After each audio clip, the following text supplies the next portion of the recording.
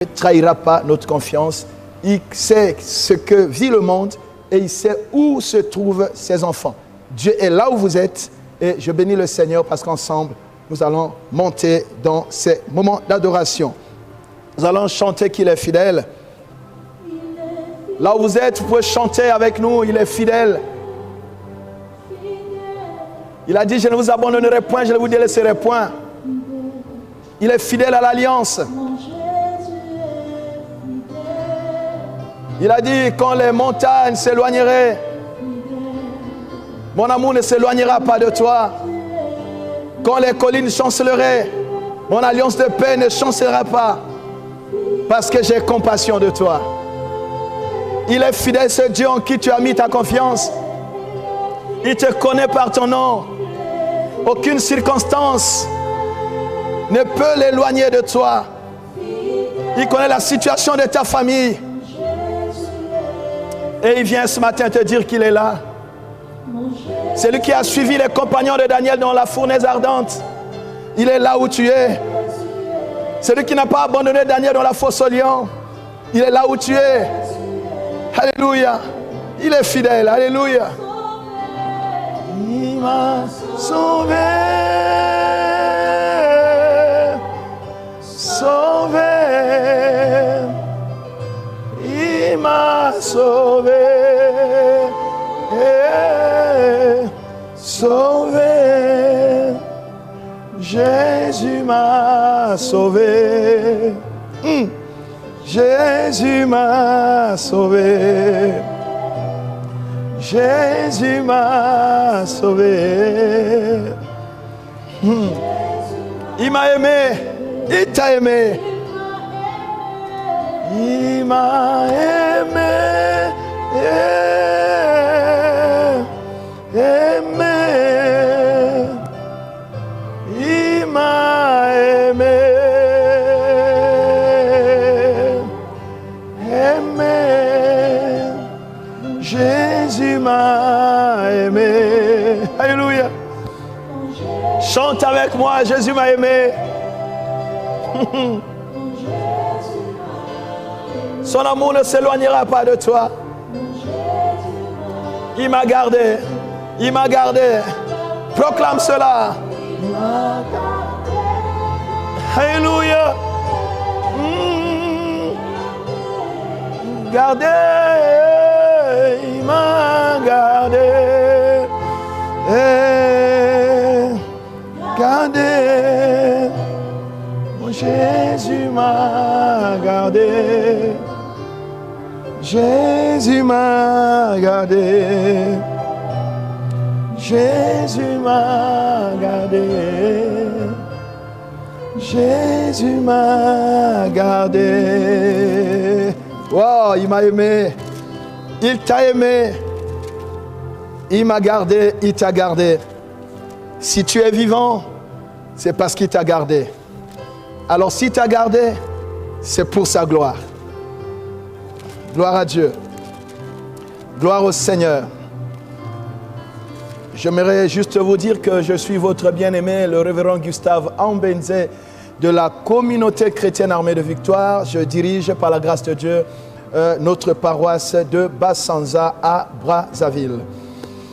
Voilà, bien-aimés, nous allons ouvrir nos Bibles rapidement, donc dans le livre des Actes des Apôtres, chapitre 2. Nous allons lire le verset 37. Je lis au nom du Seigneur. Après avoir entendu ce discours, ils eurent le cœur vivement touché. Et ils dirent à Pierre et aux autres apôtres, « Hommes, frères, que ferons-nous » Voilà notre verset du jour. Après avoir entendu ce discours, après avoir suivi la télévision, après avoir reçu un coup de fil d'un parent qui est en Europe, après avoir, bien aimé, regardé le journal, entendu, je ne sais pas, ces histoires qu'on raconte, il y a aussi des fake news. Et la Bible dit, ils eurent le cœur vivement touché. Je pourrais dire, ils eurent le cœur vivement troublé. Troublé par les mauvaises nouvelles. Troublé par cette pandémie, c'est-à-dire c'est un fléau qui touche non pas un seul pays, mais l'humanité entière. C'est comme cela qu'on parle de la pandémie. Et tout le monde a peur là où il est. Des familles entières, nous le savons, sont décimées à travers le monde. Ce fléau qui a commencé, dont on a eu les premières nouvelles à partir de la Chine, je crois le premier cas ou le cas zéro, comme les spécialistes le disent, c'était au mois de novembre déjà. Et de la Chine, où ce fléau a fait plusieurs morts, il s'est répandu dans les pays environnants. Il a touché l'Europe, là où il fait des dégâts. Des pays entiers vivent le confinement.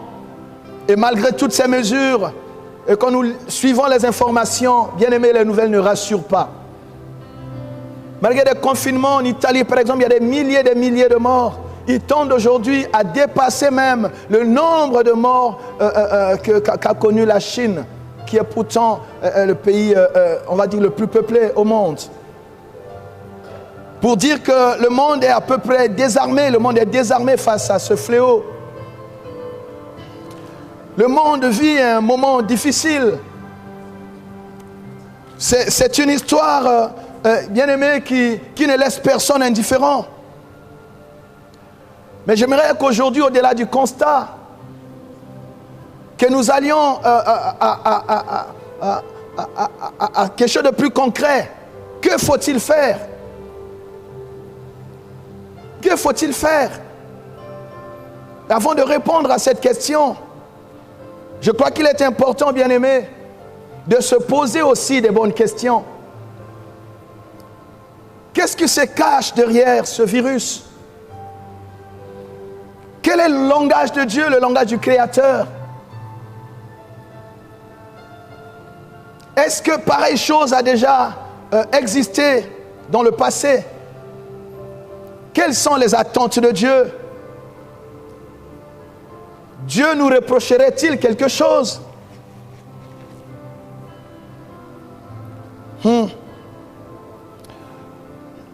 Bien-aimés, en lisant les Écritures, nous découvrons qu'évidemment, ce n'est pas la première fois que l'humanité arrive à rencontrer un tel défi sanitaire. Depuis les temps anciens, à chaque génération, dirions-nous, il y a toujours eu un fléau, un événement majeur qui touche toute l'humanité. Et à ce moment-là, ceux qui sont spirituels, au-delà de ce que tout le monde peut voir, ils recherchent les vraies causes pour trouver les bonnes solutions. Et surtout, découvrir les attentes de Dieu vis-à-vis de l'homme qu'il a créé avec tant d'amour. Vous le savez, bien aimé, Dieu a tout fait. Mais quand il a tout créé, quand il a s'agit de l'homme, il a créé l'homme avec tant d'amour, avec tant d'attention. La Bible dit qu'il a créé l'homme à son image et selon sa ressemblance. Mais qu'est-ce que l'homme fait aujourd'hui? Est-ce que l'homme satisfait les attentes de Dieu? Est-ce que l'homme est toujours dans la ressemblance de Dieu? Qu'est-ce que l'homme fait aujourd'hui, bien-aimé? Nous constatons malheureusement que l'homme excelle dans l'injustice, l'homme excelle dans la haine, l'homme excelle dans le meurtre gratuit, l'homme excelle dans la méchanceté, l'homme excelle dans la cupidité, l'égoïsme, l'arrogance, l'immoralité, la perversion, l'intolérance, l'arrogance. Le mal devient la règle et le bien l'exception. Est-ce que l'homme est-il toujours dans la ressemblance de Dieu? Non. Non. Le monde pue la souillure. Il y a des odeurs nauséabondes de péché partout.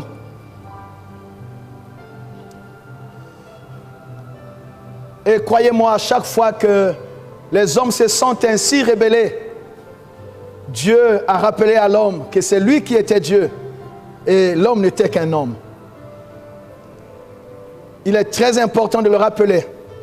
À chaque fois que les hommes se sont rebellés, À chaque fois que les hommes ont cru que c'est eux qui avaient maintenant les rênes du monde, à chaque fois que les hommes ont cru qu'eux pouvaient se passer de Dieu, Dieu passe parfois par un petit quelque chose pour rappeler à l'homme que c'est Dieu qui reste Dieu et l'homme n'est qu'un homme. J'aimerais donc te dire à toi, ma soeur, mon frère qui me suit, tu n'es qu'un homme. Un homme qui naît et qui meurt. Et tes jours sont infimes. Tes jours sur la terre sont infimes. Mais c'est Dieu qui est éternel. Voilà ce qu'est le monde aujourd'hui.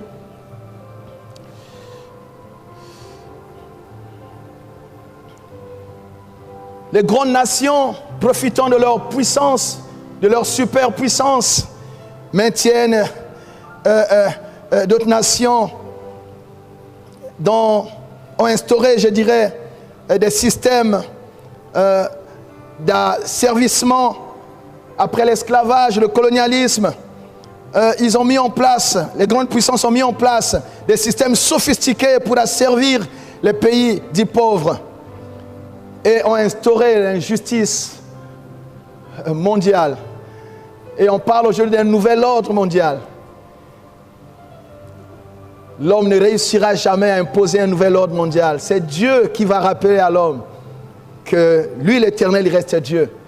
Et c'est à l'homme de se conformer à ce que Dieu veut. Qu'est-ce qu'on ne voit pas aujourd'hui à travers le monde? Des lois obscènes sont votées. L'homosexualité, le lesbianisme, la zoophilie, la bestialité, l'inceste. Il y a tant d'autres déviations encore, la sorcellerie, l'occultisme deviennent la mode. Et où est Dieu dans tout ça? L'homme croit qu'il peut tout diriger par lui-même. Il y a une belle histoire dans la Bible, vous la lirez, on n'a pas le temps aujourd'hui, dans Genèse au chapitre 11. Des hommes se sont assemblés, on dit on va faire un peu comme Dieu, on va défier Dieu, on va construire une tour pour atteindre Dieu, on a appelé ça la tour de Babel. Mais quand Dieu a regardé ça, il dit mais qu'est-ce qu'ils veulent faire les hommes? La Bible dit Dieu regarda d'un mauvais œil ce que les hommes faisaient et il a arrêté tout ça net.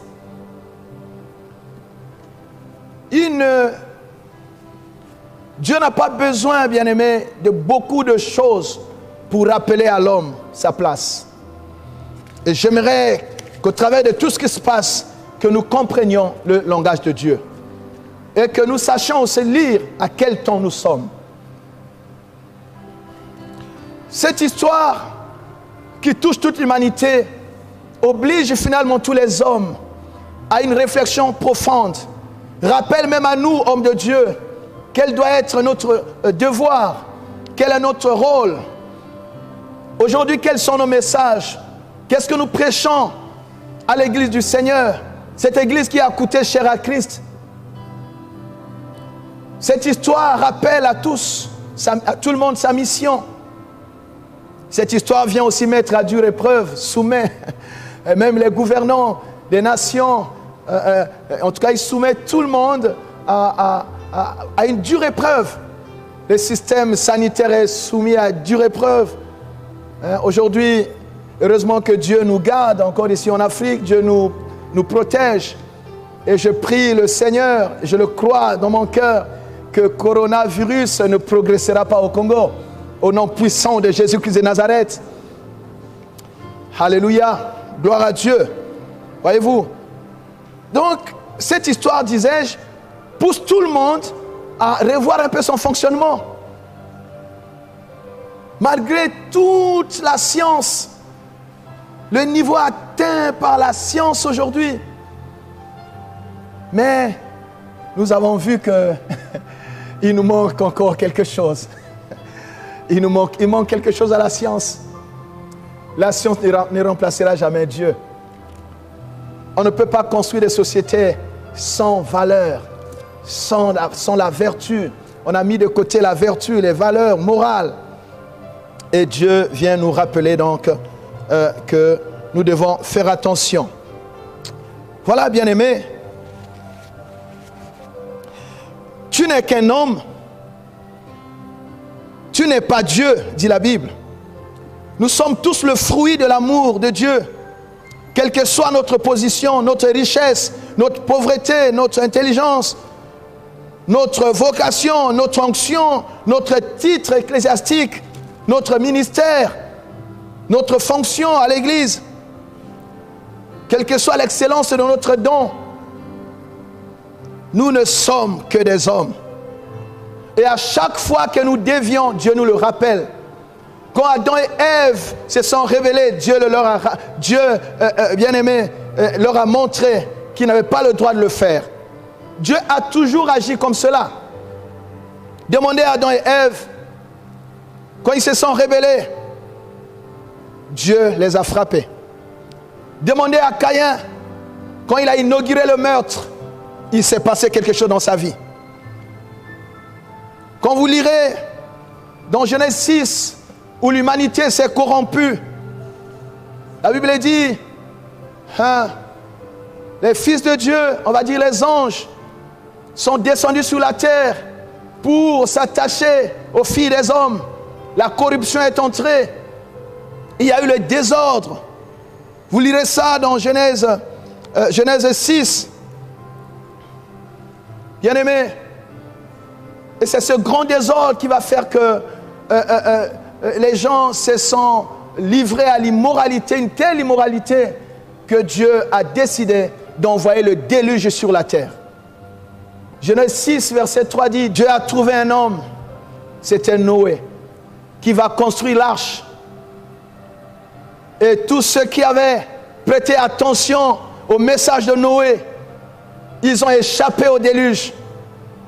C'est vrai, bien aimé, qu'il y a toutes ces choses qui frappent l'humanité. Mais Dieu réserve toujours une issue. Dieu réserve toujours une porte de sortie. Dieu réserve toujours une solution. Si vous êtes encore là en train de me suivre, c'est que Dieu vous a épargné, Dieu vous a préservé pour que vous prêtiez attention à sa voix. Il y a une arche qui est construite dans laquelle vous pouvez entrer, vous avec votre famille, pour échapper à tout ce qui se passe. Vous ne pouvez pas vivre comme si Dieu n'existait pas. Vous ne pouvez pas vivre, faire comme si c'est vous qui étiez Dieu sur cette terre. Quels que soient vos moyens, nous le voyons aujourd'hui, cette histoire a établi un peu une certaine égalité, une égalité sociale. Les grands, les petits, tout le monde s'était. Tout le monde est aujourd'hui à la maison. Oui. Je disais à quelqu'un, vous savez, à toute chose malheureuse, bon, je n'en ris pas, mais je constate simplement que cette histoire, vous allez vous rendre compte, bien aimé, que tout le monde s'est un peu calmé. Tout le monde s'est calmé. Aujourd'hui, qui va encore dans les débits de boissons? Aujourd'hui, qui va passer son temps encore dans une cave? Aujourd'hui, qui peut livrer sa vie? Pourquoi? Parce que, donc Dieu, parfois il passe, comme vous n'avez pas écouté, son message, mais il passe par la nature, parfois pour nous enseigner. Ce qui est important, c'est que chacun écoute la voix du Seigneur et revienne vers Dieu. Revienne vers Dieu. Il a dit, revenez à moi, moi aussi je reviendrai à vous. J'étais en train de vous parler de l'histoire de Noé. Noé que Dieu a trouvé juste, bien aimé, et Noé a construit l'arche. Il a crié pendant une semaine. Ou ceux qui font l'eschatologie appellent cette semaine-là le temps additionnel. Il a construit l'arche. Et pendant une semaine, il s'est mis à crier, venez, entrez dans l'arche. Dieu va détruire la terre, Dieu va détruire l'humanité. La Bible dit, bien aimé, les hommes n'ont pas prêté attention à ce que Noé disait. Et survint le déluge. Mais vous qui me suivez, vous pouvez échapper au déluge. Vous êtes de ceux que Dieu a choisis pour le témoignage de sa grâce. Vous ne pouvez pas périr. Parce que l'arche est là. Parce que l'arche, la porte de l'arche est ouverte. Vous vous réfugiez dans l'arche. C'est Jésus. Cette arche, c'est Jésus.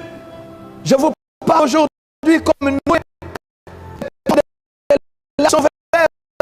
Bien, nous sommes dans la dispensation de quiconque quiconque veut être sauvé, il entre dans l'arche.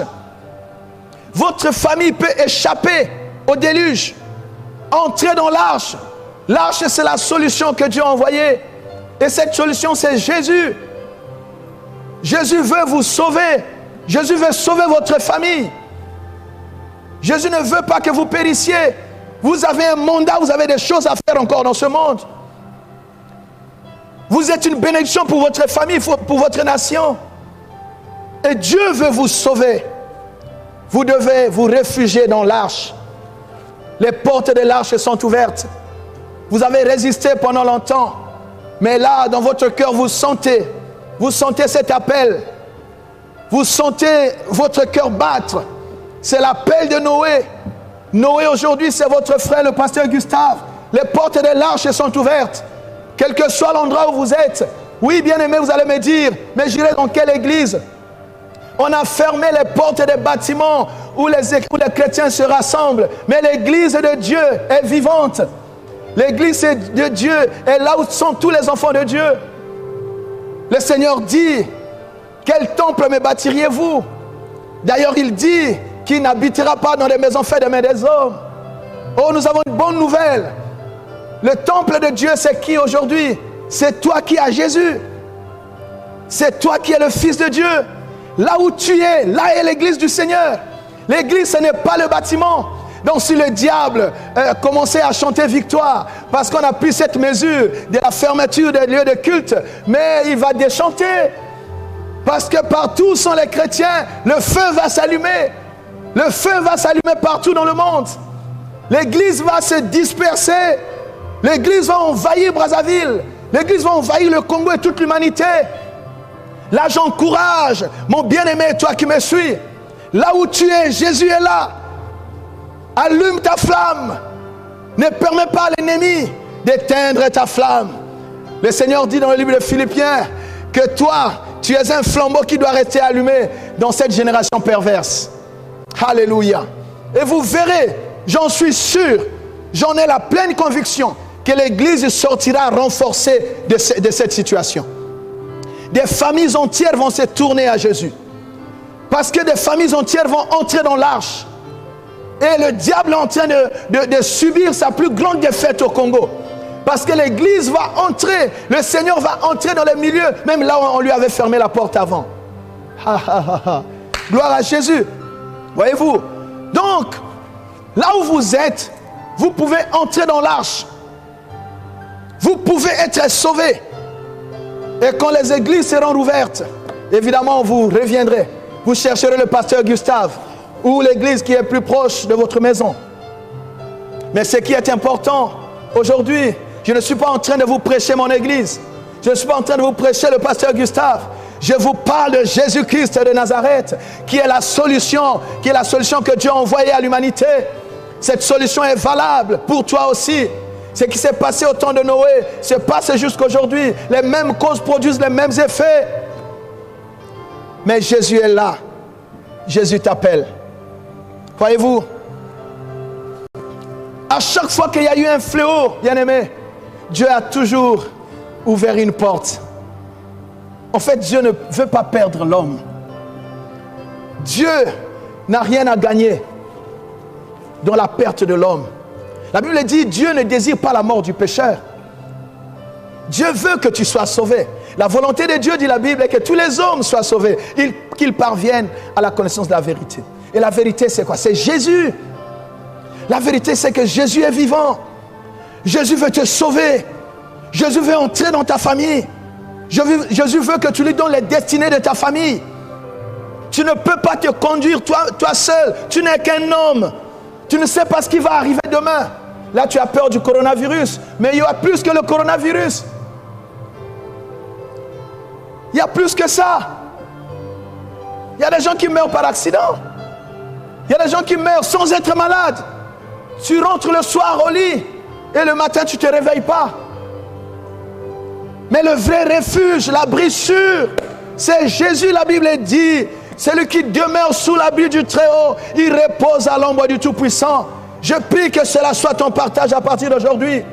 Les portes de l'arche sont ouvertes. Le Seigneur t'attend. Oh mon Dieu. Alléluia. Il y a quelqu'un qui va me dire, mais il est en train de prier devant les chaises vides. Oui. Je sais que Dieu a un peuple dans cette ville. Dieu a un peuple à travers le monde qui me suit à présent. J'aimerais te rassurer, toi qui es chrétien, te rassurer, toi qui es serviteur, servante, toi qui es membre d'une église à travers le monde, que ton cœur ne se trouble point. Parce que ton Dieu est là. Il t'a dit, il t'a donné la paix. Non pas comme le donne ce monde. La paix qui surpasse toute intelligence. Que ton cœur ne se trouble point et que ton cœur ne s'alarme point, dit la Bible. Alléluia. Au temps de Sodome et Gomorrhe, c'était la même chose. La Bible dit, Lot était avec Abraham quand ils se sont séparés. Vous verrez ça dans Genèse 13, verset 13. Lot a choisi d'aller à Sodome. Là où il y avait le péché, les gens aimaient les plaisirs. La Bible dit là-bas, ils aimaient le péché. Mais Lot est allé là-bas. Mais Dieu a fini par détruire Sodome et Gomorrhe. Voyez-vous? Mais puisque Lot était là-bas, à cause, je dirais grâce à l'intercession d'Abraham, Lot a été sauvé. Même si tu es dans un pays, là où règne, là où sévit coronavirus, si tu me suis à présent, au nom de Jésus-Christ, je déclare que Dieu t'épargne. Je déclare que Dieu te met à part. Tu ne périras pas. Tel que l'autre n'a pas péri, toi aussi tu ne périras pas. Le sang de Jésus te couvre. Au nom de Jésus-Christ de Nazareth, nous intercédons pour vous. Autant que nous prions pour nous ici. Au nom de Jésus. Et s'il y a quelqu'un qui dit Amen, là où il me suit, gloire à Dieu. Alléluia. Bannis la peur. Oh mon Dieu. Voyez-vous, quand vous irez dans 1 Chronique 21, vous verrez là-bas, Dieu avait frappé son peuple de la peste. Mais David a crié à l'Éternel. Et un ange vint vers lui. L'ange est allé vers David pour lui donner la clé. Dit David, bâtit un autel. David a acquis un terrain. Il a bâti un autel. L'autel, c'est quoi, bien-aimé? L'autel, c'est le lieu de rencontre avec Dieu. Ma prière, c'est que ta maison devienne un autel, un lieu de rencontre avec Dieu. Si tu ne priais qu'à l'église, mais dès aujourd'hui, que ta maison soit une maison de prière, un endroit où Dieu trouve une adresse qu'il peut fréquenter. La Bible déclare quand Jésus, c'était la semaine pascale, quand il entrait à Jérusalem, il n'est pas allé n'importe où, il est allé à son temple. Là où tu es, là où il y a un enfant de Dieu, c'est là le temple de Dieu. Que tu sois l'adresse de Dieu, que ta maison soit l'adresse de Dieu. Bien-aimé, bâtissez un hôtel là où vous êtes. Un hôtel de prière, un hôtel de louange, un hôtel de célébration, d'adoration. Parmi vous, bien-aimés, il y a un pasteur. Vous allez me dire, oh non, je n'ai pas été loin. Mais vous savez, nous sommes tous, nous composons aujourd'hui, nous faisons partie d'un royaume de sacrificateurs. Nous sommes dans une nouvelle dispensation. Le Seigneur nous a sauvés pour le servir. Tu es serviteur là où tu es. Commence seulement. Que chacun de vous s'exerce à cela. Je vous donne un exemple qui se passe dans ma maison. J'ai dans ma maison, à tour de rôle, même les enfants, ils prennent la Bible, ils exhortent. Nous louons Dieu. Nous faisons nos cultes à la maison. Donc si le diable pensait qu'en fermant les portes, en passant par cette mesure, il devait éteindre le feu de prière, c'est fini, il a perdu. Nous prions à la maison. Et notre maison, c'est un hôtel. Dieu descend. Alors, voyez-vous, si là où je suis, je bâtis un hôtel. Là où vous êtes, vous bâtissez un hôtel. Dans tout Brazzaville, à travers le monde, là où vous me suivez, bien aimé, l'ennemi n'aura où mettre la tête. Je prie que la flamme s'allume là où vous êtes. Le Seigneur dit que lui, il est le feu dévorant. Et il a fait de nous des flammes de feu. Que ta lampe ne s'éteigne pas. Dieu fait toutes choses pour un but. Et tout ce que Dieu fait est bon. Dieu va passer par cette situation, bien-aimé, pour embraser ce pays par le feu de l'évangile. Oh, j'en suis tellement sûr. J'en suis sûr. Alléluia. Gloire à Dieu. Voyez-vous, et quand David a invoqué l'Éternel, bien-aimé, Dieu a arrêté la peste. Dieu a arrêté le fléau. Que ce fléau-là n'entre pas dans ta maison au nom de Jésus.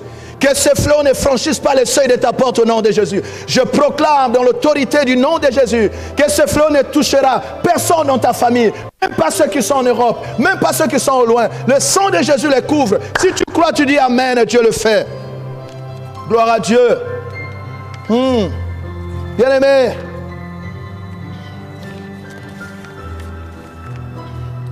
alors que devons-nous faire pour aller droit à la solution maintenant? Nous allons terminer notre message. Que devons-nous faire? Je disais qu'il ne fallait pas s'arrêter au constat. Vous savez, devant une situation grave, il y a beaucoup d'attitudes que les uns et les autres peuvent afficher. Il y en a qui sont dans l'attitude de laisser faire. Bon, c'est pas grave, c'est peut-être la volonté de Dieu, on va laisser comme ça. Il y en a qui ont simplement peur, qui sont émus, qui ont peur, mais ils ne font rien. Et il y en a qui essaient de faire quelque chose. Que faut-il faire? Première chose, il faut bannir la peur. Ça, c'est la première clé face au coronavirus et à toute autre chose que le diable peut mettre devant toi. Il faut bannir la peur. Il faut bannir la peur. Le Seigneur a dit ceci à Jérémie. Jérémie 1, verset 17. Ne tremble pas en leur présence, de peur que je te fasse trembler devant eux. Ne tremble pas. Bannis la peur. Le Seigneur dit que ton cœur ne se trouble point. Vous savez, la peur peut te tuer, la peur peut te désarmer, la peur peut te faire perdre tous tes moyens devant cette chose que tu crains. Et avant même que cette chose ne t'atteigne, la peur peut déjà t'achever. Et un enfant de Dieu ne doit jamais avoir peur. Jamais avoir peur. Pourquoi? Parce que tu sais que le Seigneur est avec toi. David a dit, l'Éternel est mon berger, psaume 23. L'Éternel est mon berger, je ne manquerai de rien. Je ne manquerai de rien. Verset 3, 4, il dit, c'est lui qui me conduit. Et comme il me conduit, même si je marche dans la vallée des l'ombre de la mort, je ne craindrai aucun mal. Pourquoi? Parce que je sais que l'Éternel est avec moi. Ce qui est important, c'est de marcher avec l'Éternel. Donc, bannissez la peur. Ça, c'est la première arme. Deuxième arme. Il faut faire alliance avec Dieu. Entrer dans l'alliance avec Dieu. Partout où Dieu a un peuple, Dieu finit toujours par se manifester. Bien-aimé, par manifester sa fidélité. Il n'abandonne jamais son peuple. Et dans la dispensation de l'Église, la Bible dit nous sommes dans une alliance plus excellente. L'alliance par le sang de Jésus. Vous allez voir les bénéfices de l'alliance rapidement. Israël les Hébreux ont fait 430 ans en Égypte en esclavage. Mais parce que Dieu était en alliance avec ce peuple, l'alliance qu'il a scellée avec les patriarches, Abraham, Isaac et Jacob, et suivant les termes qu'il avait fixés de cette épreuve, de cette servitude en Égypte. Vous savez, Dieu ne peut pas permettre une chose sans en fixer les termes. Je déclare, comme je le déclare depuis un certain temps, que le coronavirus n'a pas d'avenir au Congo. Il n'a pas d'avenir. Il ne progressera pas dans cette nation. Au nom de Jésus-Christ de Nazareth. Le Seigneur avait dit à Abraham que ton peuple ira dans une terre étrangère et il passera 400 ans. C'était dit. Et ça s'est fait comme Dieu avait dit. Tel qu'il a commencé, tel il va partir, coronavirus. Je parlais de l'alliance. Donc, avec cette alliance, Dieu s'est souvenu d'Israël. ne voulait pas laisser le peuple partir. Dieu a frappé l'Égypte de 9 plaies. Pharaon résistait. Et Dieu a dit à Moïse, vous verrez ça dans Genèse 12, à partir du verset 12. Dieu a dit à Moïse, ne crains rien. Il y a une autre plaie, il y a un autre jugement que je vais exercer sur Pharaon, sur l'Égypte entière. Et toi, Moïse, tu verras ce qui va se passer. Et cette alliance, bien-aimée, c'était avec le sang des animaux. Quand vous lisez à partir de Genèse 12, verset 12 jusqu'au verset 14, là-bas vous verrez, la Bible dit, le sang vous servira de signe.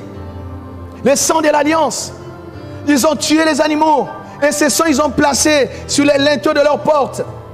Partout, il y avait le sang.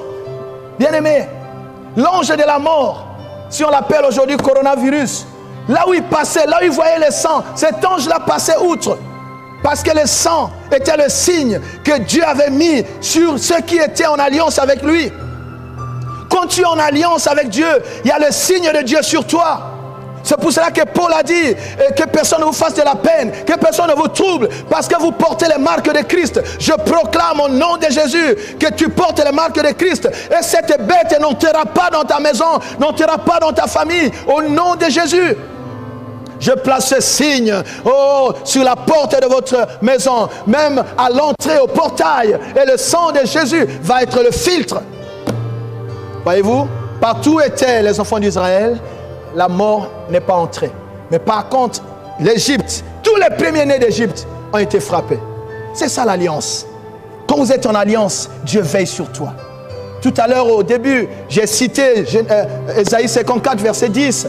Où il dit, même si les collines chancelleraient, mon alliance ne chancellera pas.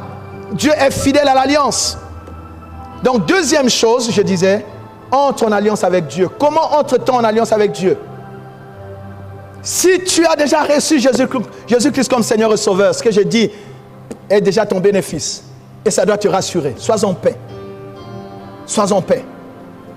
Mais si tu n'as pas encore reçu Jésus-Christ dans ta vie, pour entrer en alliance avec Dieu, il suffit simplement de dire, Seigneur Jésus, j'ai besoin de toi. Viens dans ma vie, je te reçois maintenant. Je sais qu'il n'y a pas d'église ici, mais je sais que tu m'entends. Et la parole qui passe là est en train de me toucher. Je te reçois maintenant. Je veux faire partie de ce peuple avec qui tu as l'alliance. Faire partie de la famille de Dieu sur la terre. Parce que la Bible dit à ceux qui l'ont reçu, à ceux qui ont crié en son nom, il leur a donné le pouvoir de devenir enfants de Dieu. En recevant Jésus, automatiquement, tu entres en alliance. Tu reçois le pouvoir de devenir enfant de Dieu et Dieu devient ton Père et il veille sur toi. Si tu veux le faire, fais-le maintenant. Dis, Seigneur Jésus, j'ai compris que je ne peux pas conduire ma vie moi-même. Je te donne ma vie. Je te reçois comme mon Seigneur et Sauveur. Je veux faire partie du peuple d'alliance. Je veux entrer dans l'alliance avec Dieu. Pour que je bénéficie aussi de la protection de Dieu. Je te reçois, Seigneur. Aie pitié de moi. Viens dans ma vie et apprends-moi à te suivre. Au nom de Jésus. Amen. C'est simple. Tu vois, quand tu l'as dit avec tout ton cœur, et tu sens que quelque chose dans ton cœur c'est passé, quelque chose est passé dans ton cœur, il y a une joie profonde, il y a une assurance qui vient dans ton cœur et tu verras que tu es pris en charge. Tu es pris en charge. Et quand tu entres en alliance, tu es pris en charge par Dieu. Sois pris en charge au nom de Jésus. Voyez-vous? Donc la deuxième chose, c'est ça. Entrer en alliance. Quand tu es en alliance, bien-aimé, le sang de Jésus est le signe de Dieu sur toi. Et autant dans l'ancien temps, donc pour Israël, pour sortir de l'Égypte, c'était le sang des animaux.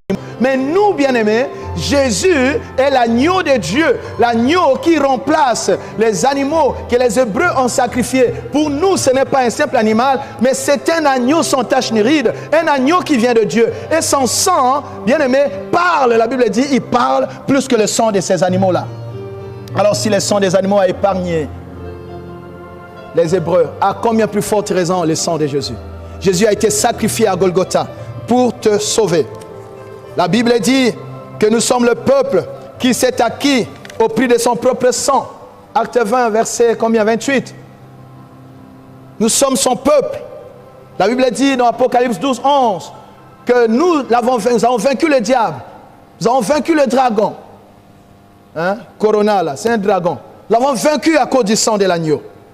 Voyez-vous? Pourquoi? Le sang de l'alliance. Le sang de Jésus. Et à partir de maintenant, le sang de Jésus va parler sur ta maison. Le sang de Jésus, c'est le stop que Dieu a placé. Pas ici, pas sur mes enfants, pas dans ma maison. Et cela va se faire, tu vas le vivre.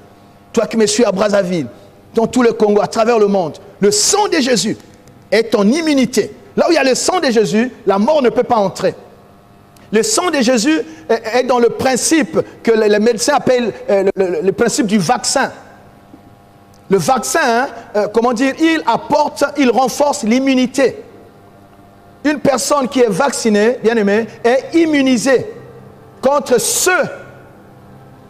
contre le mal ou le microbe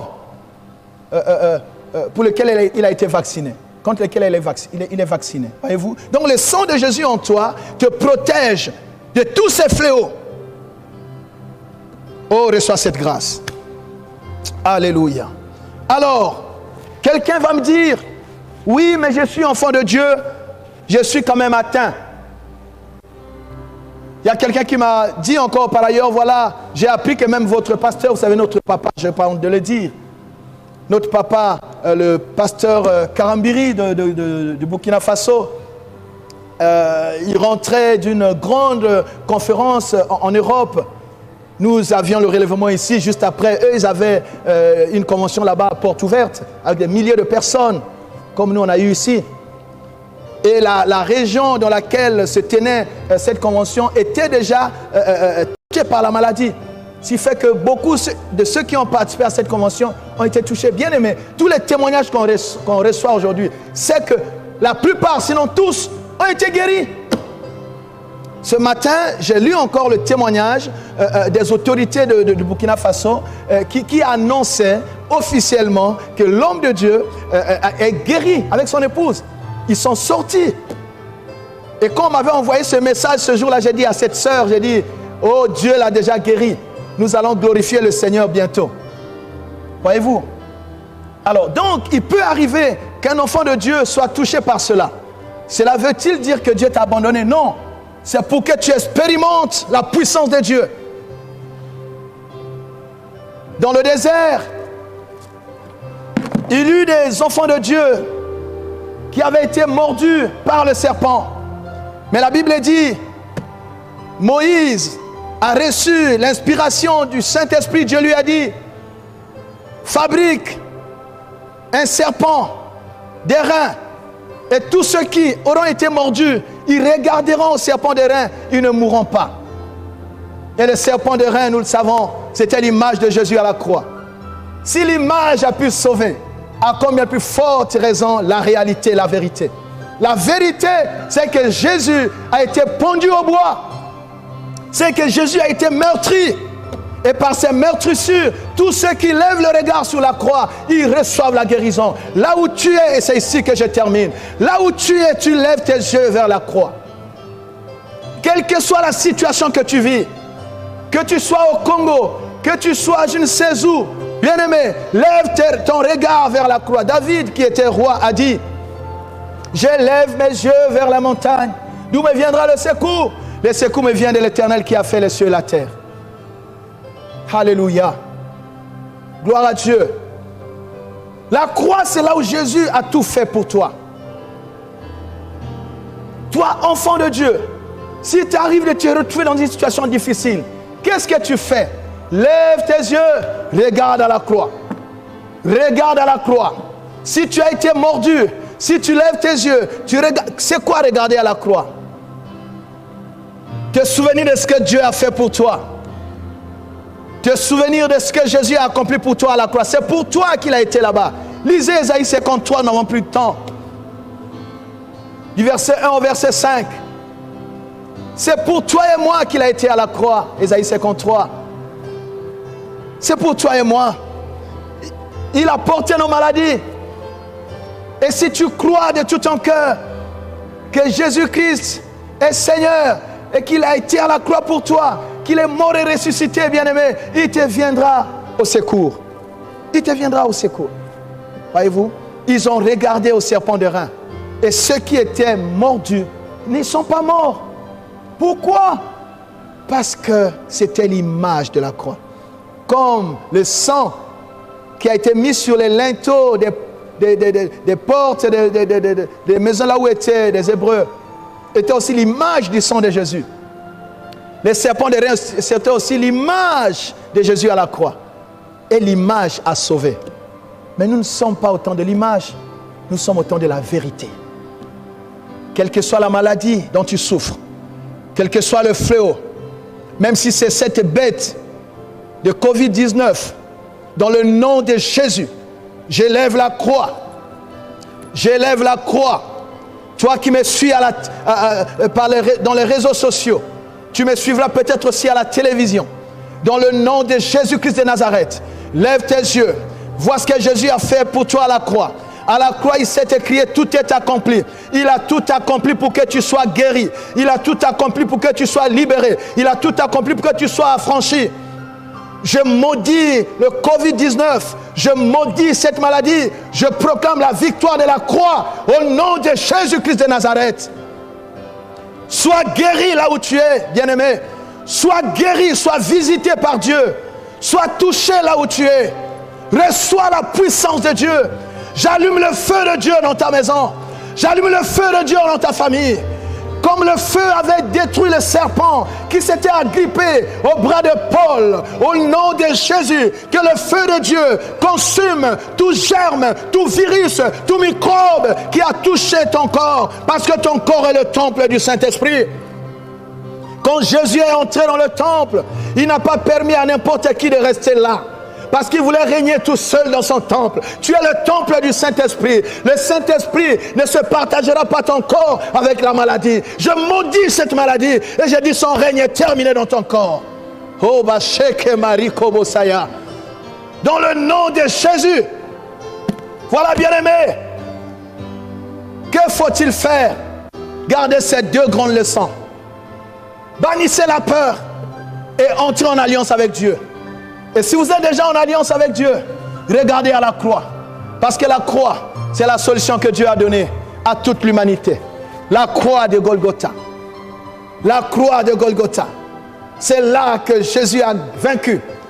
Et nous, parce que Jésus a vaincu, nous sommes plus que vainqueurs par celui qui nous a aimés. Tu es plus que vainqueur par celui qui t'a aimé. Celui qui t'a aimé, c'est Jésus-Christ de Nazareth. Gloire au Seigneur. Alléluia. Au nom de Jésus. Si tu es malade, touche là où tu as mal. Lève tes mains là où tu es. Et je vais prier. Tu peux toucher même ton écran de smartphone, d'ordinateur, je ne sais de quoi. Tu peux toucher. Le Seigneur vient vers toi. Bien-aimé, avant c'est toi qui venais vers l'église. Mais là, le Seigneur vient dans ta maison. Par ce canal, la puissance de Dieu te visite.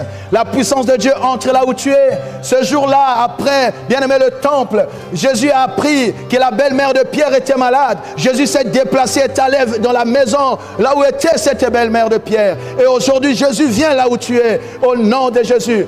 Oh, je prie maintenant. Dans le nom de Jésus-Christ de Nazareth, je proclame que la contagion ne touchera pas ta maison. Et si tu es malade, je dis reçois la guérison au nom de Jésus. Je proclame la couverture du sang de Jésus-Christ sur toi et sur ta famille. Reçois l'immunité au nom puissant de Jésus. Et que toute morsure, tout venin qui était entré en toi soit neutralisé par la puissance du sang de Jésus. Oh, au nom de Jésus, reçois la paix, reçois la joie, reçois le repos au nom de Jésus-Christ de Nazareth. Oh bien-aimé, c'est avec joie que par la grâce de Dieu, j'ai pu vous parler. Gardez votre joie, gardez votre paix et restez en prière. Faites de votre maison un autel de prière. Et croyez-moi, l'Éternel sera avec vous. Et l'ennemi n'aura jamais le dernier mot sur votre vie. Jésus-Christ est le Dieu du Congo. Jésus-Christ sécurise les frontières du Congo. Le sang de Jésus entoure ce pays. Et le coronavirus ne régnera pas ici. les cas que nous avons vont être les derniers. Quoi que vous entendiez, Corona ne progressera pas dans ce pays. Au nom de Jésus-Christ de Nazareth, que toute la gloire revienne à notre Dieu qui nous a donné ces moments. Je bénis le Seigneur. Je bénis le Seigneur pour votre attention. Que Dieu vous bénisse. Gloire à Dieu. Alors, juste une consigne. Voilà, si Dieu vous a béni, Dieu vous a parlé, vous acclamez le Seigneur là où vous êtes. Juste une consigne. Quelqu'un m'a écrit hier, pasteur, je fais quoi avec ma dîme? Je l'ai dit pour mon église, ça peut aussi servir à quelqu'un d'autre. Vous savez, des temps comme ceux que nous passons sont des temps qui viennent tester notre fidélité. Moi, qu'est-ce que je fais à la maison? À chaque culte que nous faisons, nous prélevons nos offrandes. Nous les gardons. L'un de mes enfants joue le rôle de la caissière. Nous gardons les offrandes. Et après, nous les apporterons. Chaque famille apportera son offrande. C'est l'offrande de fidélité. Parce qu'on ne donne pas parce que les gens nous voient donner. On donne pour Dieu, c'est ça la piété dont on a parlé il n'y a pas longtemps. On le donne pour Dieu. Tu as ta dîme, tu gardes. La part de Dieu, tu gardes. Tu as quelque chose pour ton pasteur, tu gardes. Sois fidèle, même dans les temps difficiles. Dieu paiera ta fidélité. C'est très important. C'est très important. Voilà. Donc, si vous avez votre offrande, vous la tenez là où vous êtes. Et je vais prier. Gloire à Dieu.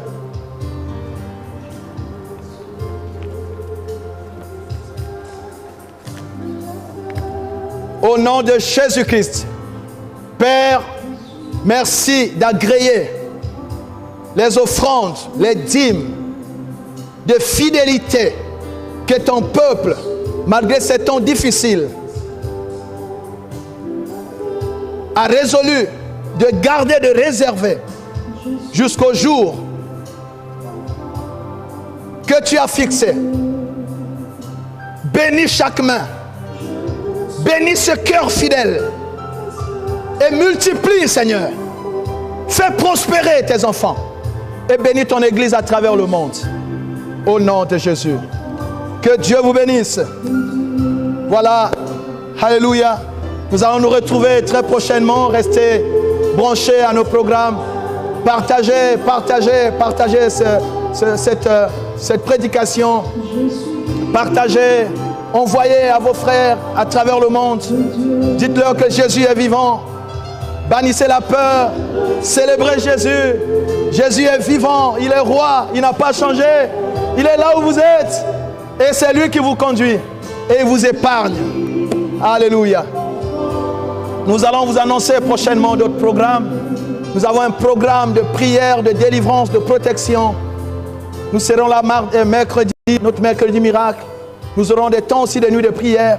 Et nous aurons aussi des programmes particuliers que nous partagerons avec vous. Bien-aimés, c'était votre serviteur, le pasteur Gustave Ambenzé de la communauté chrétienne armée de Victoire, en notre paroisse de Bassanza à Brazzaville. Que Dieu vous bénisse et que Dieu vous garde. Gardez-vous, prenez bien soin de vous et surtout respectez les mesures qui sont prises par les autorités. Ciao. Alléluia. Jésus détient la victoire. Victoire. Alléluia. Il a triomphé pour moi. Alléluia.